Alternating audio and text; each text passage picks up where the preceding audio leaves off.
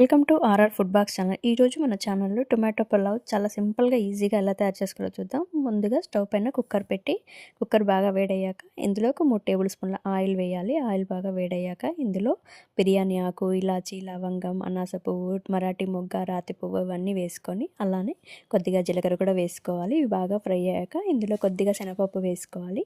శనగపప్పు వేసుకుంటేనే పులావ్కి మంచి టేస్ట్ ఉంటుందని అందుకని వేసాను. అలానే ఒక 2 పచ్చిమిర్చి తీసుకొని సన్నగా పొడవు కట్ చేసుకొని వేసుకోవాలి. ఒక ఉల్లిపాయ కూడా సన్నగా తరిగి వేసుకోవాలి. అన్నీ బాగా ఫ్రై అయ్యాక ఇందులో అల్లం వెల్లిపాయ పేస్ట్ వేసుకొని అది కూడా చక్కగా ఫ్రై అయిపోయాక ఇందులో కొద్దిగా పుదీనా పౌడర్ వేసానండి. మీ దగ్గర ఫ్రెష్గా పుదీనా ఆకులు కూడా ఉంటే వేసుకోండి. బట్ ఏ పలావ్కి పుదీనా పౌడర్తో సూపర్ టేస్ట్ వస్తుంది. అది కూడా ఫ్రై అయిపోయాక ఇందులో ముందుగా కట్ చేసి పెట్టుకున్న టమాటా ముక్కలు వేసుకోవాలి.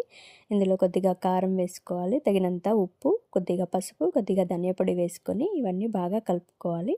టొమాటో చక్కగా మగ్గిపోతే పులావ్‌కి మంచి కలర్ వస్తదండి. అందుకే టమాటా చక్కగా మగ్గిపోవాలి. చూడండి మగ్గిపోయింది కదా! ఇప్పుడు దీంట్లో మనం ముందుగా హాఫ్ అన్ అవర్ ముందు నానబెట్టుకున్న రైస్ వేసుకోవాలి. ఇక్కడ నేను రెగ్యులర్ రైస్ వాడుతున్నానండి.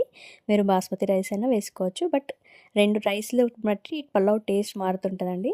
చూడండి మనం మొత్తం రైస్ ముందు వేయడం వల్ల ఏంటంటే అన్నం పొడి పొడిలాడుతూ చక్కగా వస్తది. అందుకోసమని ముందే రైస్ వేసి ఫ్రై చేశాక ఇందులో వాటర్ వేసుకోవాలండి. 2 కప్పుల రైస్‌కి 3:30 కప్పులు వాటర్ పోసానండి. 10 కొత్తిమీర వేసేసుకొని ఒక 2, 3 విజిల్స్ వచ్చే వరకు విజిల్ పెట్టేసుకోవాలి. 3 విజిల్స్ వచ్చాక స్టవ్ ఆఫ్ చేసి ఒక 15 మినిట్స్ తర్వాత కుక్కర్ మూత ఓపెన్ చేయాలని వెంటనే ఓపెన్ చేయకూడదు.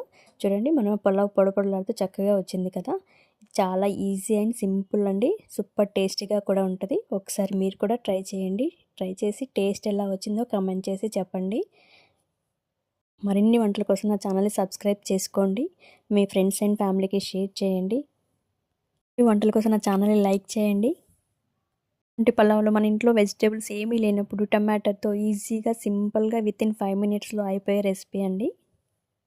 ఈ రెసిపీ వంట రాని వాళ్ళు కూడా బ్యాచిలర్స్ కూడా చాలా ఈజీగా చేసుకునే recipe. Easy and tasty recipe అండి. ట్రై చేయండి. Thank you for watching my channel.